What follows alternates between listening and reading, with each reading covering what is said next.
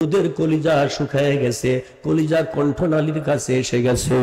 এই দৃশ্য দেখার পরে নমরুদ যেই কাঁপুনি শুরু হয়েছে, রাত পার হয়ে গেল আর ঘুম আসে না। সকালবেলায় সমস্ত গণকদেরকে ডেকে বলল, নমরুদ, আমি পৃথিবীর বাদশা জানতে চাই এমন ভয়ঙ্কর স্বপ্ন আমি কেন দেখলাম ভাই? সবাই বলল, এ স্বপ্নের অর্থ হলো আমরা নূহ নবীর সহিফার ভিতরে পড়েছি, আল ইসলামু নূরুল্লাহ, আল ইসলামু দীনুল্লাহ, ইসলামই হলো আল্লাহর দ্বীন, ইসলামই হলো আল্লাহর আলো। আরেকবার বলেন মারহাবা। অতএব আপনি যে আলো দেখেছেন তার মানে ইসলাম আসতেছে। একজন আল্লাহর বান্দা পৃথিবীতে জন্ম নেবে, পুত্র সন্তান, সে কায়েম করবে সমাজে দুনিয়ার মধ্যে ইসলাম। আপনার এই মূর্তি পূজা উল্টিয়ে দেবে, সে জায়গায় ইসলাম কায়েম হবে। গোটা পৃথিবীতে ইসলাম থাকবে, ইসলামের উপরে আঘাত আসবে, কিন্তু পৃথিবীর শেষ পর্যন্ত ইসলামই প্রতিষ্ঠিত থাকবে, আর কোনো কিছু থাকবে না। আর একবার বলেন সুবহানাল্লাহ। ব্যাখ্যাকারীদের ব্যাখ্যা শুনে সন্তুষ্ট হতে পারল না। বলল, কি কোন এক ছেলে জন্ম নেবে মার পেটে, আর সেই ছেলে আমাকে রাষ্ট্রীয় ক্ষমতার থেকে সরিয়ে দেবে, ইসলাম কায়েম করবে? ঠিক আছে, আমিও পৃথিবীর বাদশা, আমিও এই মুহূর্তে জন্ম নিয়ন্ত্রণ ঘোষণা করলাম। আজকের থেকে কোন পুরুষ মানুষ মহিলার কাছে থাকতে পারবে না। 144 হিসাব হলো এই, কোনোভাবেই 10 বছরের উপরে কোন পুরুষ ছেলে মার কাছে, খালার কাছে, ফুফুর কাছে, বোনের কাছে, ভাবির কাছে থাকতে পারবে না। পুরুষ যত আছে 10 বছরের উপরে, 12 বছরের উপরে, এরা থাকবে তাঁবুতে, আর মহিলা থাকবে বাড়িতে। পুরুষ নারী এক জায়গায় হবে না, আর বাচ্চা জন্ম নেবে না। আগামী 1 বছর বাচ্চা জন্ম নেওয়া নিষেধ। জোরে করেন আল্লাহু আকবার। এ হলো জাতীয় নয়, গোটা ওয়ার্ল্ড ওয়াইড জন্ম নিয়ন্ত্রণ। জোরে বলবেন না আল্লাহু আকবার। এত বড় একটা ঘোষণা যখন আসলো, তখন নমরুদের রাজ দরবারে 1000 সংসদ সদস্য ছিল। মোটামুটি পায়েক পেয়াদা, উজির, নাজির, মন্ত্রী পরিষদ দিয়ে 1000। পৃথিবীর বাদশা তো। এই 1000 লোকজন এক জায়গায় হয়ে বলল, সর্বনাশা কথা। পুরুষ মানুষ বলে আর বাড়ি যায় বোর কাছে থাকতে পারবে না, মহিলার কাছে যাওয়া যাবে না, কি সর্বনাশ। ওরা একজোট হয়ে চিন্তা করলো, আমরা প্রশ্ন করব আমাদের ব্যাপারে সিদ্ধান্ত কি। জিজ্ঞেস করতেছে, আমরা তো আপনার মন্ত্রী, আমরা তো আপনার এমপি, আপনার পায়েক পেয়াদা, সব কাজ আমরা করি, আমরা কোথায় থাকবো? তোরাও নির্বাচনে থাকবি, তাবুর মধ্যে খবরদার বোর কাছে যেতে পারবি না। কথাটা ক্লিয়ার? কারণ তোমরা সর্বনাশ কিছু করবা, আর তোমার বইয়ের পেটের বাচ্চা পরে আমাকে লাত্থুবারি ক্ষমতার থেকে সরাই দেবো, ও এ সুযোগ দেব না। বলে, তাহলে আমরাও জানতে চাই, আপনি আমাদের বাদশা, আমাদের নিয়েই তো আপনি বাদশা, তাহলে আপনি তো পুরুষ মানুষ, আপনি থাকবেন কোথায়? কথা কন না কে? প্রশ্ন আছে না নাই? বলছে, মাননীয় পৃথিবীর বাদশা, আপনিও একজন জবরদস্ত পুরুষ মানুষ, আপনি থাকবেন কোথায়? কয়, তাই তো রে, সমস্যা হবে এই জায়গায়। আমার তো আমার বোর ঠিক নাই, দাসী বা দিক ঠিক নাই, কখন কার পেটে কোন দাসী পড়ে তার তো ঠিক নাই। তাই তো এই সমস্যার থেকে বাঁচতে হলে আমাকেও তোদের সাথে নির্বাচনেই দাবুতেই থাকা লাগবে অন্তত 1 বছর, তাহলে সমস্যাটার সমাধান হবে। বলা যায় না আমার কোনো বাদির পেটে যদি বাচ্চা একটা এসে যায়, সেটা যদি আমাকে লাগতে দিয়ে ফেলাই দেয়, সর্বনাশ। অতএব আমিও অন্তত এই নিজের ঘোষণা অনুযায়ী আমিও পুরুষ মানুষ, তাই তোদের সাথেই থাকবো। আর একবার বলেন সুবহানাল্লাহ। দেখেন আল্লাহর কারিশমাটা, রহমতটা দেখেন। স্বপ্ন দেখাইয়া ওর মুখ দিয়ে একটা ঘোষণা আইন তৈরি করাইয়া ওকে সোনার খাটে শোয়া আর রাজ দরবারে বসা বন্ধ করে দিল। একবারে সেদিন থেকে আর নমরুদ রাজ দরবারে বসতে পারে নাই। একবার বলেন আল্লাহু আকবার। তার মানে ওর কথায় ও ধরা খেয়ে গেল। একদম আল্লাহর বান্দা সোজাসুজি পুরুষদের সাথে তাঁবুতে থাকতে বাধ্য হলো, সিংহাসন পড়েই রইল। আর একবার বলেন আল্লাহু আকবার।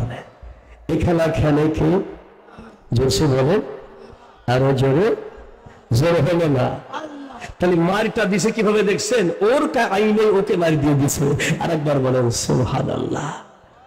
প্রিয় হাজিরিন, বাংলাদেশের মধ্যে আমাদের বিরাট বড় এক নেতা দেশের জনগণকে হুমকি দিয়ে বলে খেলা হবে, কিন্তু বেটা আগেই পালাইছে।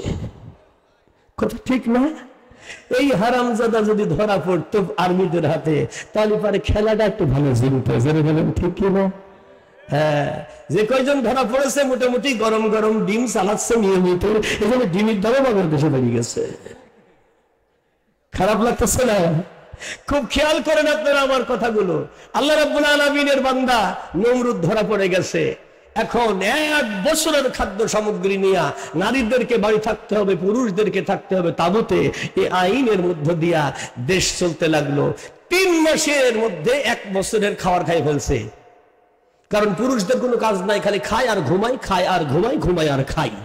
বাবুরসি, রাজকীয় বাবুরসি এসে বলল, তাফসীরে কানে আসছে, মাননীয় পৃথিবীর বাদশা নমরুদ, আমি আগামী 1 সপ্তাহ পরে আর কোনো খাবার দিতে পারবো না, কারণ অলরেডি খাবার শেষ। মাল নাই, খাবার নাই, মাল এনে দেন, খাওয়ারও দিয়ে দেবো। জোরে বলেন ঠিক কিনা?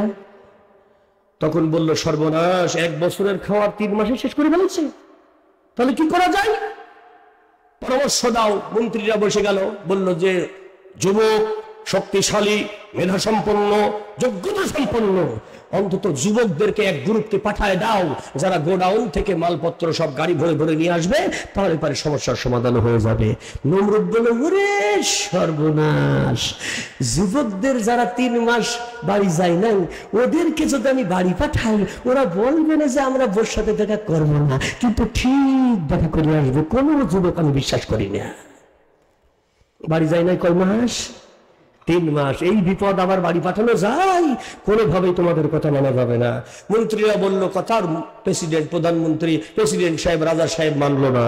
নমরুদ বলল, তোদের কথা মানা যাবে না। বলে, তাহলে আপনি বলেন কাকে পাঠাবেন? বলে, আমি একজনকে বিশ্বাস করি, সে হলো আমাদের ধর্মগুরু, নাম হলো তার আজর, আমার রাজকীয় ধর্মগুরু, সে হলো ধর্মীয় নেতা, তাকে আমি বিশ্বাস করি।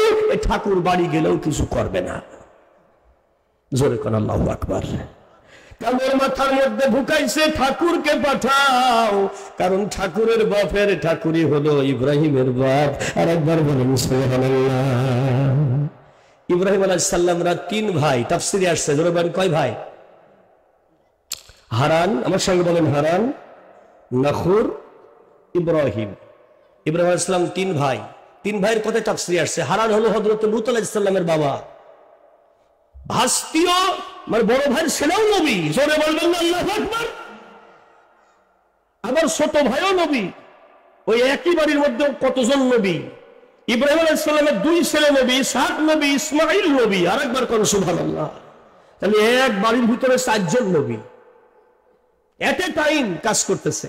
খুব খেয়াল করেন, তাফসীর শুরু হয়েছে। আল্লাহ রাব্বুল আলামিনের নবী হযরত ইব্রাহিম আলাইহিস সালাম তখনও ছোট ছেলে হিসাবে মার গর্ভে আসে নাই। বাবা নির্বাসনে রয়েছে, মা বাড়িতে রয়েছে।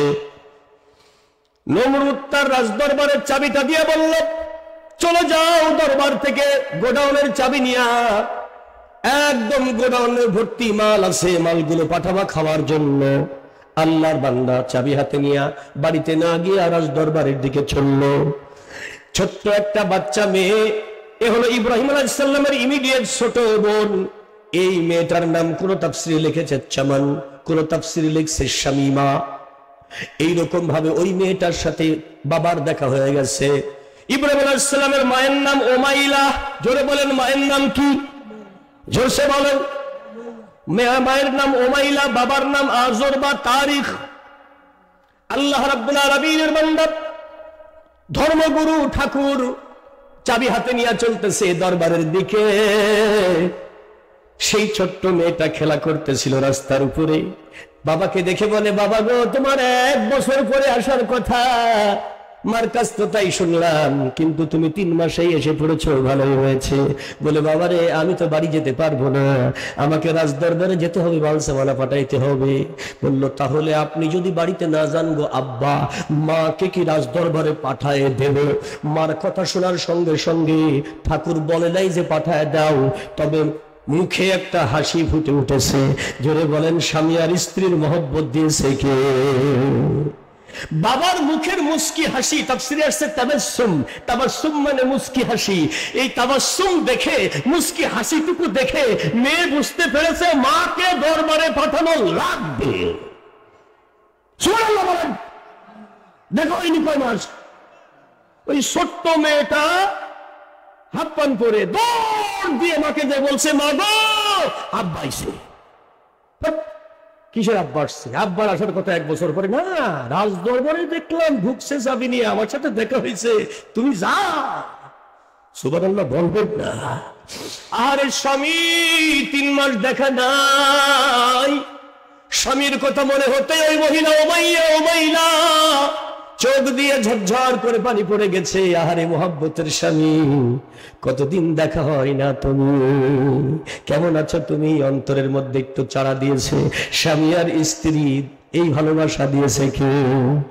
জোরসে বলেন, আরো জোরে আরেকবার। যারা স্লোগানে উত্তর দেবে না, বোঝা যাবে যে স্বামী স্ত্রীর মধ্যে ওদের কোনো ভালোবাসা নাই। আর যারা বিয়ে করেন ওরা তো বোঝেই না। এজন্য যারা বিয়ে করিস না তো চুপ থাক, আর যারা বিয়ে করেছেন তারা উত্তর দেন, এই ভালোবাসা দিয়েছে কে? জোরসে বলেন, আওয়াজ জোরে। জোরে হলো না, সবাই বলেন জোরে কোন সুবহানাল্লাহ। হ্যাঁ, চোখের পানি মুছে শুকনো খাবার যা ছিল তা একটা মাটির পাত্রের মধ্যে নিয়ে, তাফসীরে আসছে আঁচলে একটু ঢেকে নিয়ে মা উমাইলা দ্রুত কদমে রাস্তা পার হয়ে রাজ দরবারে ঢুকে গেছে। আস্তে করে দরজাটা ভিড়িয়ে দিয়েছে, পৃথিবীর কেউ যেন টের না পায়। জোরে কোন সুবহানাল্লাহ। কিন্তু সবার নজর ফাঁকি দেওয়া যায় না, একজনের নজর, তার নাম কি?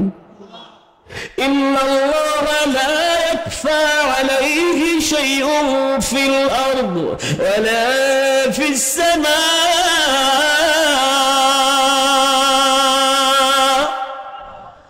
আসমান এবং জমিনে কোথাও এমন জায়গা নাই যে জায়গাটায় আল্লাহরে ফাঁকি দেওয়া যায়। কার কথা এটা? আল্লাহর কথা। হযরতে মা উমাইলা, ইব্রাহিম আলাইহিস সালামের মা আর বাবা এক জায়গায় হইছে। জোরে বলেন সুবহানাল্লাহ। যেই সিংহাসনের উপরে বৈশা নমরুদ বেটা আইন জারি করছে, সেই সিংহাসনের উপরেই বসছে 2 জন। খাওয়ার জানছে মা এবার স্বামীর মুখে তুলে তুলে দিচ্ছে, ইব্রাহিম আলাইহিস সালামের বাবার মুখে তুলে দিচ্ছে, একটু খাও, তোমার শরীরটা অসুস্থ, দেখেই তো মনে হয় কতদিন গোসল করো না ঠিক মতো, কোনো যত্ন নাই, চোখের নিচে কালি পড়ে গেছে। আহারে স্বামী, তোমার এই অবস্থা হয়ে গেছে 3 মাসের মধ্যে।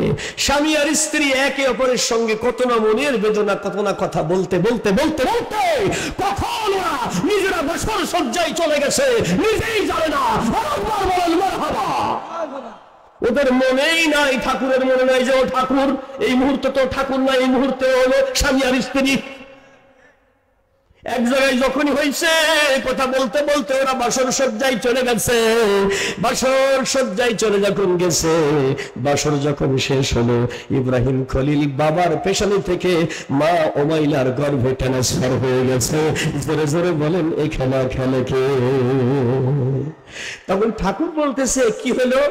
মা উমাইলা বলছে, যা হয়েছে ভালোই হয়েছে, তুমি যাও তাঁবুতে, আমি যাই বাড়িতে। সুবহানাল্লাহ বলেন। কাম ছাড়া যে ছেলেকে আশা বন্ধ করবে, আল্লাহ পাক ইব্রাহিমকে পাঠাবে, নমরুদ ঠেকাবে, কিন্তু জিদবে কিনা? জোরসে বলে, পৃথিবীর বাদশা ঠেকাবে, কিন্তু পৃথিবীর স্রষ্টা পাঠাবে। ওই আল্লাহর মায়ের দুনিয়ার ভাই। আরেকবার বলেন ঠিক কিনা ভাই? আল্লাহর মায়ের দুনিয়ার বার। দুনিয়ার কোন শক্তি আল্লাহর মায়ের ঠেকাতে পারে না। ইব্রাহিম আলাইহিস সালামের মা পেটে বাচ্চা নিয়ে চলে গেল ঘর থেকে। 9 মাসের গর্ভবতী, পূর্ণ মা, পেটে বাচ্চা বড় হয়ে গেছে। এখন ওই স্বামী আজরের আসারও টাইম হয়ে গেছে। 1 বছর পার হয়ে গেছে, প্রায় 1 বছর বুঝে গেছে। 9 মাসের বাচ্চা পেটে, কিন্তু ননদী, শাশুড়ি, আত্মীয় স্বজন কেউ বুঝতে পারে না। রহমতের একটা চাদর মা উমাইলার দেহের উপরে আল্লাহ পাক দান করেছে। এইটার কারণে কোনো নজরে ধরা পড়ে না। সুবহানাল্লাহ বলবেন না? সুবহানাল্লাহ বলবেন না? জোরে বলেন, সুবহানাল্লাহ বলবেন না? হ্যাঁ ঠিক আছে। হবে, কাজ হবে ইনশাআল্লাহ, একটু ধৈর্য ধরতে হবে। প্রিয় হাজিরিন, হযরত ইব্রাহিম আলাইহিস সালামের মা কিছুক্ষণ পরে টের পেতে লাগলেন যে পেটের মধ্যে বাচ্চা দুনিয়া আসতে চায়, ব্যথা শুরু হয়ে গেছে। জোরে করে আল্লাহু আকবার। উনি এরারুট পর্বতমালা, আজকের যে ইরাক থেকে টোটাল আফগানিস্তান পর্যন্ত যে বিশাল পর্বতমালা আছে এরারুট পর্বতমালা, এই এরারুট পর্বতমালার জুদি পর্বতের দিকে দৌড়াইতে লাগলেন। জোরে কোন সুবহানাল্লাহ। তাফসীর তাই ইতকান থেকে বলতেছি, খুব খেয়াল করেন। একটা ওই পর্বতের গুহার মধ্যে একটা জায়গা পরিষ্কার করে নিয়ে নিজের বাচ্চা প্রসবের জন্য প্রস্তুত গ্রহণ করলেন। স্বয়ং সৃষ্টিকর্তা ছাড়া আর কেউ তার সাথে নাই। কেউ জানলে পারলেও বিপদ হবে, কোথাও যে বাচ্চা প্রসব করা সম্ভব না। আরেকবার বলেন ঠিক কিনা? আল্লাহ রাব্বুল আলামিনের বান্দী মা উমাইলা ওই গুহার মধ্যে বাচ্চা প্রসব করলেন। এমন সুন্দর একটা পুত্র সন্তান হয়েছে। এই পুত্র সন্তান তার চেহারা দিয়া এমন নূর চমকাইতেছে, তার কপাল থেকে এমন একটা আলো বিচ্ছুরিত হয়, ওই আলোতে পুরা গুহাটা আলোকিত হয়ে যায়। জোরে বলেন মারহাবা। মা উমাইলা এই দৃশ্য দেখে আরো ভয় পাইলেন। এ তো কোনো সাধারণ ব্যক্তি নয়, এ সন্তান কোনো সাধারণ সন্তান হবে না। আল্লাহর বান্দী তাড়াতাড়ি করে বাচ্চাটাকে রেখে দুইটা পাথর দিয়ে গুহার মুখটা বন্ধ করে দিয়া আল্লাহর বান্দী নদী থেকে গোসল করে তাড়াতাড়ি করে চলে গেলেন তিনি তার ঘরে। আঁচল পেতে মা দোয়া করতে লাগলো, মালিক, ভালোবাসার ফসল হিসাবে একটি সন্তান উপহার দিয়েছে, পুত্র সন্তান। এটি সুন্দর, কিন্তু তাকে আমি হেফাজত করার ক্ষমতা রাখি না। আমি একজন নারী, সাধারণ নারী, আমি পারি না। এ সন্তান যদি কারোর চোখে পড়ে ধরা পড়ে যাবে, হত্যা হয়ে যাবে। তোমার দরবারে ফরিয়াদ, ওগো মালিক, দিয়েছে তুমি, তুমি আমার সন্তান হেফাজত কইরো। আর একটু আসতে পারেন, তুমি আমার সন্তান হেফাজত কইরো। এই দোয়া যখন করছে, আল্লাহ বলতেছেন জিবরাইল, জিবরিল বলছে লাব্বাইক ইয়া রাব্বানা, এই মুহূর্তে তাড়াতাড়ি ইব্রাহিমের গুহার মধ্যে যাও। জোরে বলেন সুবহানাল্লাহ। পুরো গুহাটা ফেরেশতা দিয়া জান্নাতি পরিবেশ তৈরি করো, জান্নাতের বিছানা বিছাও, জান্নাতি পরিবেশে গোসল করাও, জান্নাতের পোশাক পরাও। আরেকবার বলেন সুবহানাল্লাহ। আল্লাহর আপাতত প্রাথমিক হুকুমটা কমপ্লিট হয়ে গেছে। এইবার আল্লাহ পাক বললেন, ইব্রাহিম খলিলুল্লাহর ডান হাতের দুইটা আঙ্গুল পরিষ্কার করো। তাফসীরে আঙ্গুলগুলোর নাম লেখা আছে, আমার সঙ্গে বলেন। খিনশির, বলেন বিনশির, ওয়াস্তা, শাব্বাবা, ইবহাম। এর মধ্যে ওয়াস্তা এবং শাব্বাবা এই দুইটা আঙ্গুল পরিষ্কার করো। ইয়া রাব্বানা, কারণটা কি? সবই তো পরিষ্কার করেছে, বলে আবার 7 বার পরিষ্কার করো দুইটা আঙ্গুল। আবার পরিষ্কার করলেন। বলে জিবরিল, তুমি জানো না আমার দুধের নহর জান্নাতে যেটা বইতেছে, মধুর নহর জান্নাতে যেটা বইতেছে, ওখান থেকে একটা অদৃশ্য পাইপ টেনে আমি ইব্রাহিমের 2 আঙ্গুলের সঙ্গে সেটিং করে দেব। অদৃশ্য থাকবে এটা, এখান দিয়া দুধ আর মধু প্রবাহিত হবে। তুমি তাড়াতাড়ি কাজটা শেষ করো। ইব্রাহিম আলাইহিস সালামের আঙ্গুলের ফাঁক দিয়া দুইটা মাথা দিয়া দুধ আর মধু পড়া শুরু হয়ে গেছে। জোরে বলেন মারহাবা। এই খেলা খেলতেছে কেনা? জিবরিল, তাড়াতাড়ি করে দুইটা আঙ্গুল গালের মধ্যে দিয়া দাও। ইব্রাহিম একটা শোষণ দিলে দুধ পাবে, আর একটা শোষণ দিলে মধু পাবে। দুধ আর মধু খাইয়া 6 মাস এই জায়গায় বড় হবে। আর একবার বলেন মারহাবা। লা ইলাহা, জোরে লা ইলাহা। যার মনে আছে রে আল্লাহর ভাই, যার মনে আল্লাহ আল্লাহ সব সময়, যার মনে আছে আল্লাহর ভয়। আহার নিদ্রা ভালো লাগে না, আহার নিদ্রা ভালো লাগে না, ভালো লাগে এক আল্লাহ। লা ইলাহা, জোরে লা ইলাহা, লা ইলাহা ইল্লাল্লাহু, লা ইলাহা মুহাম্মাদুর রাসূলুল্লাহ আল্লাহুম্মা সাল্লি আলা মাওলানা মুহাম্মাদ ওয়া আলা আলি মাওলানা সাল্লাল্লাহু। এদিকে নমরুদ বলতেছে 1 বছর হয়ে গেছে, খুঁটি খাম্বা তুলে ফেল, আমার বিপদ কেটে গেছে। আপনি বলেন বিপদ কেটে গেছে না আইসে গেছে? বিপদ কি কেটে গেল না এসে গেল? কিন্তু ওর তো কোনো খবর নাই। জোরে বলেন সুবহানাল্লাহ। কারণ ইব্রাহিম আইলো তাড়াতাড়ি, নমরুদ খাইব জুতার বাড়ি। এ মাল এসে হাজির হয়ে গেছে, জান্নাতি খানা খাচ্ছে আর গুহার মধ্যে থাকছে। এই আয়োজন করলো কে? মা মাইলা প্রতিদিন একবার করে সন্তান দেখে যায়, বুকের দুধ টন টন করে বাচ্চার মুখে দিতে যায়। মার বুকের দুধ ইব্রাহিম খলিল খাইতে চাই না, কারণ জান্নাতি খানা যেখানে খাইতেছে ডাইরেক্ট। জোরে জোরে বলেন মারহাবা। তাফসীরে বর্ণনা আছে ইব্রাহিম খলিলকে 6 মাসের মধ্যে 2.5 থেকে 3 বছরের উপযুক্ত হতে হবে, এজন্য জান্নাতি খানা পাঠানো হচ্ছে যাতে তাড়াতাড়ি বড় হয়। ওকে দেখে যেন বোঝা যায় নমরুদের স্বপ্ন দেখার আগের বাচ্চা। কোন ডাউট যেন না থাকে এই ব্যাপারে। জোরে বলেন আল্লাহু আকবার। 6 মাসে উনি দৌড়ানো শিখছে 3 বছরের বাচ্চার মতো। আল্লাহর নাম রহমান, আরেকবার বলেন সুবহানাল্লাহ। প্রিয় হাজিরিন, এইবার স্বামীও বাড়িতে চলে আসছে। মা ওয়াইলা স্বামীর সামনে খাবার দিয়ে বলতেছে, হাত কসলাই আর কয়, তোমার সাথে একটা কথা কইতে চাই। বলে বলো বলো বলো। বলে আমাদের না একটা ছেলে সন্তান হয়েছে। আমি বাড়ি নাই, ছেলে সন্তান হয়েছে মানে? কথা কল নিয়ে বোঝেন না কেন? কই তুমি নাই, বাড়ি ছিল না, মাঝখানে ছিল না, ওই যে মিসকেস। কথা বোঝেন?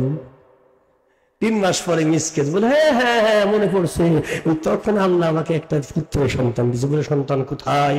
ওই সন্তান যে কোথায় আছে এখন বলা যাবে না, তোমাকে সাথে করে নিয়ে যাব, আমার পিছনে পিছনে আইসো। সুবহানাল্লাহ।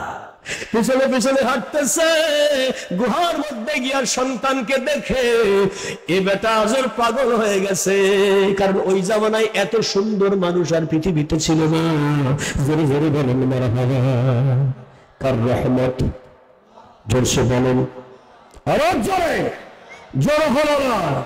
মুসলিম জাতির পিতা ইব্রাহিম খলিলুল্লাহ, সে কি নরমাল কোন মানুষ? তার পেশানিতে আছে আখরি নবী মুহাম্মদ রাসূলুল্লাহ, তার বংশে এসেছে। আরেকবার বলেন সুবহানাল্লাহ। এটা নরমাল কোনো বিষয় নয়, বিশাল ইতিহাস। এরকম বলতে গেলে 5টা তাফসীর মাহফিল লাগবে। খুব সংক্ষেপে অল্প কথাই বলে যাচ্ছি, খুব খেয়াল করেন। হযরত ইব্রাহিম আলাইহিস সালামকে দেখে তাক লেগে গেছে, চোখ সরাতে পারে না, এত সুন্দর মানুষের বাচ্চা হইতে পারে না। তখন বলতেছে, এটা কি আমারই বাচ্চা? ওমাইনা বলে হ্যাঁ, আপনার ঔরসজাত সন্তান। বলে এত সুন্দর বাচ্চা। ইব্রাহিম আলাইহিস সালাম কথা শিখেছে মায়ের কাছ থেকে। বলে আম্মা ইনি কে? বলে এটা তোমার আব্বা। যেই বলেছে আব্বা, আর কোথায় যাবা, একটা লাফ দিয়ে সে বাপের বুকে ঝাঁপায় পড়ছে। আল্লাহু আকবার। যখন বাবার বুকে ঝাঁপায় পড়ছে, বাপ বুকের সঙ্গে নিয়া গালে মুখে ঠুটে চুমু খাইয়া কয়, ওমাইনা এই বাচ্চা রেখে আমি কখনোই রাজদরবারে ফিরবো না, ওকে বাড়িতেই নিয়ে যাব। বলে না, নমরুদ তো মেরে ফেলবে। বলে অসম্ভব। এ বাচ্চাকে দেখেই বোঝা যাচ্ছে 2.5 থেকে 3 বছর বয়স, কোনো ডাউট হবে না। জোরে বলেন সুবহানাল্লাহ। চিনতেই পারবে না এ খেলা খেলে কে। হ্যাঁ, বাড়িতে বাচ্চা নিয়ে গেছে, মার সামনে খাওয়ার দিতে এসে ইব্রাহিমকে জিজ্ঞেস করতেছে, ইব্রাহিম খলিলুল্লাহ, মাগো তোমার রবকে? বলে আমার রব তোমার বাবা। তোর বাবা মানে খাতে করতে দেয়। বলে তাহলে বাবার রবকে? ওই বাবার রব নমরুদ, সে তারে খেতে পড়তে দেয়। নমরুদের রবকে?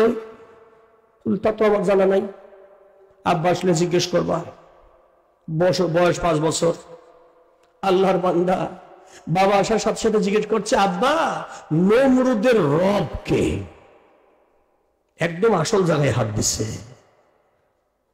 এখন আজর তো মাথায় হাত দিয়ে বসে পড়ছে, হাই হাই হাই, একটা বছর যেই বিপদের জন্য নির্বাসন খাটলাম সেই বিপদ আল্লাহ আমার বাড়ি পাঠাইছে। আজর দেখেই বুঝতে পারছে এই মালই সেই মাল যে হবে নমরুদের জীবনের কাল। আপনারা বলেন সুবহানাল্লাহ। কোন ভুল নাই, এই হলো সেই ছেলে। একটা থাপ্পড় দিয়েছে, বেয়াদব।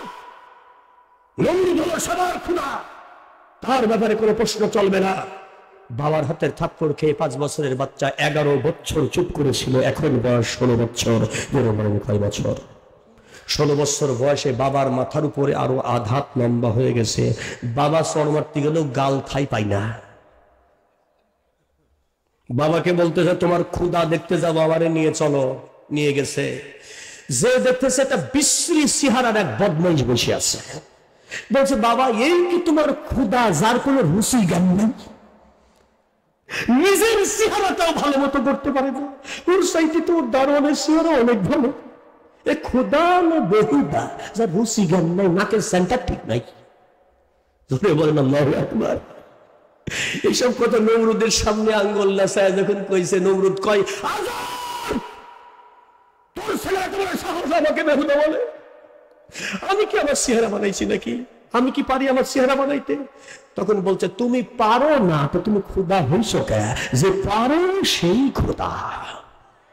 সুবহানাল্লাহ বলে তো তুমি পারো না তো ক্ষুধা শাস্তি গেছো কি জন্য? আর একবার বলেন আল্লাহু আকবার। এক কথাই নমরুদের উত্তর শেষ। বলে আমি বুঝতে পারছি এই হলো আমার সেই শত্রু। বুঝতে পারছো তো কি হবে? বলে ধরো ওকে, ওকে হাত পা বাঁধো, আগুনের মধ্যে ফেলে দেবো, আগুনে পুরো ছাই করে দেবো। কিন্তু রাখে আল্লাহ আগুনের ভিতরে আল্লাহর বান্দা 40 দিন। যারা বলেন কয়দিন? কিন্তু নমরুদের মেয়ে রাজপ্রাসাদের উপর থেকে দেখতেছে 39তম দিনে আল্লাহর বান্দি দেখতেছে ইব্রাহিম আগুনের ভিতরে বসে এমন সুন্দর পোশাক পরা, এমন সুন্দর দামি দামি ফল খাইতেছে। ওর বাপ দাদারাও জীবনে এমন সুন্দর খাওয়ার চোখে দেখে নাই। জোরে জোরে বলেন মারহাবা। আল্লাহ রাব্বুল আলামিনের ওই বান্দি নমরুদের মেয়ে দৌড় দিয়া গিয়ে বলে নমরুদকে, বলে বাবা তোমরা কি ইব্রাহিমকে জামাই আদরে খাদ্যখানা দিয়ে আগুনের মধ্যে পুষছো নাকি ওকে জ্বালাইয়া দেওয়ার জন্য ব্যবস্থা করছো? বলে কখন পুড়ে শেষ হয়ে গেছে। বলে ঘোড়ার ডিম, ওর গায়ে জামাটাও পরে নাই। আরামের সঙ্গে বসে ফল খাইতেছে, আঙুর, বেদানা, নাশপাতি, আপেল, এগুলো সব খাইতেছে। আর এত সুন্দর একটা জামা ওর গায়ে আছে। জোরে বলেন ওই জামাটা দিছে কে? জান্নাতি পোশাক পরিয়ে দিয়েছে আল্লাহ, আগুন যেন তাকে স্পর্শ না করে। প্রিয় হাজিরিন, পরবর্তীতে আরো 5 জন নবী এই জামাটা ব্যবহার করেছে। এখনো সেই জামা পৃথিবীতে আছে। আর একবার বলেন আল্লাহু আকবার। হযরত ইব্রাহিম আলাইহিস সালামকে দেখার জন্য নমরুদ যখন যায়, যে দেখে ইব্রাহিম আলাইহিস সালাম ঠ্যাঙের উপরে ঠ্যাং তুলে দিয়ে আগুনের মধ্যে ঘুমাই। মনে হচ্ছে জামাই শ্বশুর বাড়িতে খাটের উপরে শুয়ে আছে, হেভি স্টাইলে শুয়ে আছে।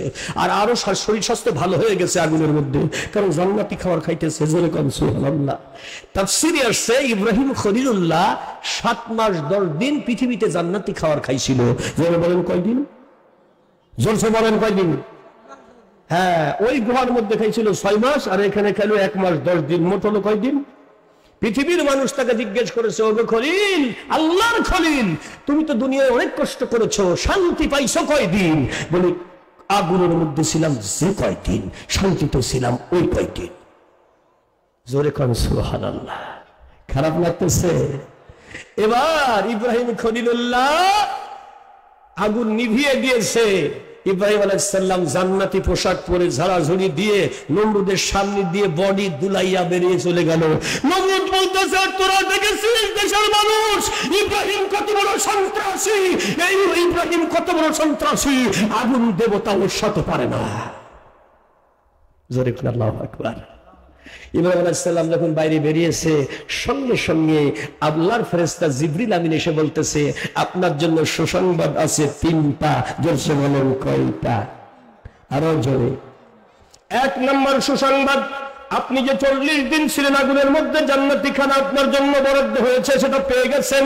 2 নম্বর সুসংবাদ, যে 40 দিন আগুনে ছিলেন, ওই 40 দিন ব্যাবিলন রাজ্যের রাজকন্যাকে 40 রাত্রিতে মহান আল্লাহ নিজে স্বপ্ন দেখিয়ে আপনার বিবাহের ঘটকালি করেছে আমার আল্লাহ। এখন আপনি ব্যাবিলন রাজ দরবারে যাইতে দেরি, রাজকন্যা ছাড়া আপনাকে বিবাহ করতে দেরি করবে না। ওই রাজ্যের বাদশা হবেন আপনি, রাজকন্যাও পাবেন, রাজত্বও পাবেন। আর একবার বলেন মারহাবা। 3 নাম্বার, আপনার জন্য আল্লাহর রহমত তৈরি করেছে। বর্তমান হেবরন শহর, যেটা এই হেবরনের ভিতরে একটা শহর আছে, তার নাম জাবরন। ওই জাবরনের ভিতরে আল্লাহ রাব্বুল আলামিন জান্নাত থেকে রেডিয়াম পাথর এনেছে। 40 দিন ফেরেশতারা পরিশ্রম করেছে। 40 দিনে আপনার নামে বাইতুল খলিল নামে একটা প্রাসাদ তৈরি করেছে। জোরে জোরে বলেন সুবহানাল্লাহ।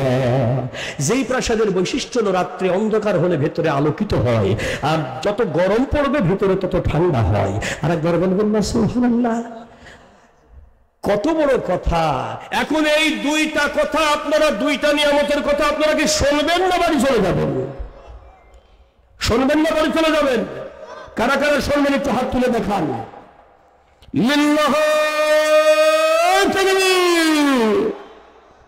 দেখেন, ইব্রাহিম আলাইহিস সালামের বিবাহের জন্য আল্লাহ ঘটকালি করছে। জোরে বলেন, কে ঘটকালি করছে?